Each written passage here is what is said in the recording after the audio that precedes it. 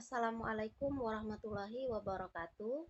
Perkenalkan, nama saya Putri Fatima, mahasiswa Pendidikan Guru Sekolah Dasar, Fakultas Keguruan dan Ilmu Pendidikan, Universitas Mataram. Pada kesempatan kali ini, saya akan mempresentasikan sebuah materi mengenai kasus atau permasalahan sumber daya alam yang ada di NTB. Adapun artikel online yang saya gunakan di sini yaitu artikel yang diteliti oleh Julius dan kawan-kawan mengenai dengan judul budidaya rumput laut dan pengelolaannya di pesisir Kabupaten Dompu, Provinsi Nusa Tenggara Barat berdasarkan analisa kesesuaian lahan dan daya dukung lingkungan. Budidaya rumput laut di Kabupaten Dompu. Rumput laut adalah salah satu sumber daya hayati pesisir dan laut atau yang disingkat dengan SDHPL yang telah dimanfaatkan masyarakat Indonesia sebagai salah satu mata pencaharian karena memiliki nilai ekonomis, mudah dibudidayakan, dan biaya produksi yang rendah. Perairan Kabupaten Dompu merupakan kawasan yang memiliki SDHPL yang beraneka ragam. Salah satunya adalah rumput laut jenis Eusema cottoni atau dan Capapicus alvarezi. Selanjutnya yaitu permasalahan yang dialami oleh pembudidaya rumput laut.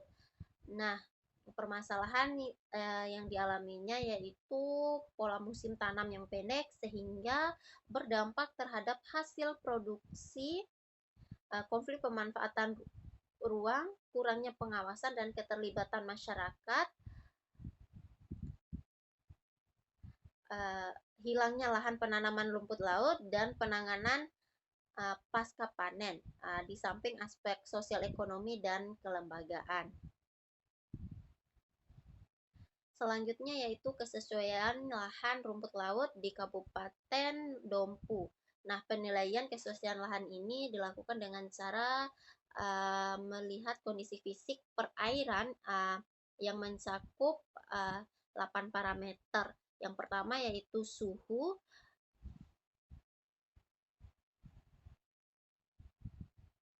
suhu optimum untuk kegiatan budidaya rumput laut berkisar 25-31 derajat Celcius. Sedangkan suhu di permukaan perairan Dompu berada pada kisaran 30,8-32 derajat Celcius dengan rata-rata 31,4 derajat Celcius. Maka data tersebut menunjukkan sebaran suhu di permukaan perairan Kabupaten Dompu berada di atas suhu optimal yang sudah ditentukan. Yang kedua yaitu salinitas. Salinitas pada daerah perairan Kabupaten Dompu berkisar antara 31-32 ppt dengan rata-rata 32,24 ppt. Nah, data tersebut menunjukkan data bahwa kisaran tersebut termasuk dalam kisaran optimal dan cocok untuk budidaya rumput laut. Kemudian yang ketiga yaitu oksigen terlarut. Kisaran oksigen terlarut di Kabupaten Dompu yaitu berkisar antara 7,12 sampai 8,27 mg per liter dengan rata-rata 7,4 mg per liter. Nah, data tersebut menunjukkan data cocok untuk budidaya rumput laut jenis Capapicus alvarezi. Jadi oksigen terlarutnya itu cocok untuk jenis rumput laut yang ada di daerah Dompu. Selanjutnya yaitu mengenai kecepatan arus. Kisaran kecepatan arus di Kabupaten Dompu yaitu 0,327 meter per detik dengan kecepatan arus minimal 0,10 meter per detik dan maksimal dengan nilai 0,50 meter per detik. Nah, kisaran kecepatan arus tersebut menunjukkan sangat cocok untuk pertumbuhan rumput laut. Selanjutnya yaitu kecerahan. Kisaran kecerahan perairan di Kabupaten Dompu yaitu kisaran 3 sampai 30 meter dengan rata-rata 16,2 meter. Nah, kisaran kecerahan perairan tersebut sangat cocok untuk pertumbuhan rumput laut. Kemudian yang selanjutnya yaitu pH. Kisaran pH di perairan Kabupaten Dompu yaitu 7,9 sampai 8,2 dengan nilai rata-rata 8,1. Nah, kondisi pH ini cenderung menghasilkan pH netral basah lemah yang sesuai menunjang pertumbuhan rumput laut yang baik. Yang selanjutnya yaitu nitrat. Nitrat rata-rata perairan Kabupaten Dompu adalah 0,031 mg per liter. Agar fitoplankton dapat tumbuh optimal diperlukan kandungan nitrat antara 0,9 sampai 3,5. Jika kondisi kandungan nitrat di bawah 0,1 atau di atas 4,5, maka nitrat menjadi faktor pembatas pertumbuhan. Berdasarkan data tersebut menunjukkan sebaran nitrat perairan yang relatif rendah. Selanjutnya yaitu fosfat. Kisaran fosfat yang optimal untuk pertumbuhan rumput laut adalah 0,051 sampai 1 mg per liter. Nah, hal ini menunjukkan bahwa kadar fosfat berada di kisaran yang cukup baik untuk pertumbuhan rumput laut.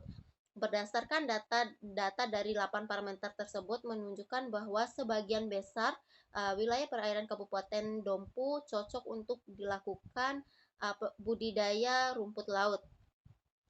Selanjutnya yaitu mengenai pengelolaan budidaya rumput laut. Setelah dilakukannya analisa kesesuaian lahan untuk kawasan budidaya rumput laut, selanjutnya yaitu pengelolaannya, yang dimana pengelolaan ini mencakup sistem yang mengatur luasan area budidaya, jumlah produksi, serta jumlah unit alat yang digunakan dalam kegiatan budidaya rumput laut melalui analisa daya dukung perairan. Nah, dilakukannya analisa ini karena perlu dilakukan kajian terhadap daya dukung lingkungan untuk mengurangi dampak yang timbul dari suatu jenis kegiatan. Selanjutnya yaitu daya dukung lingkungan perairan. Nah, daya dukung lingkungan perairan diartikan sebagai kemampuan perairan untuk mendukung kehidupan biota yang terdapat atau hidup di dalamnya. Budidaya rumput laut yang telah dimanfaatkan saat ini saat penelitian tersebut dilakukan di wilayah Kabupaten Dompu yaitu seluas 50 hektar atau 3,3% dari total luasan daya dukung, sehingga luasan area yang belum termanfaat yaitu seluas 14.719 hektar atau 66,7% dari total luas dukungan. Sehingga potensi besar budidaya yang belum dimanfaatkan adalah budidaya rumput laut. Nah, jadi ya, dalam hal ini diketahui bahwa dalam budidaya rumput laut di daerah Kabupaten Dompu masih kurang dibandingkan dari lahan yang tersedia, sehingga ini merupakan kesempatan agar masyarakat di sekitar pesisir Kabupaten Dompu bisa memanfaatkan lahan tersebut secara optimal. Mungkin itu saja presentasi dari saya. Semoga bermanfaat untuk teman-teman. Sampai jumpa lagi di video presentasi berikutnya.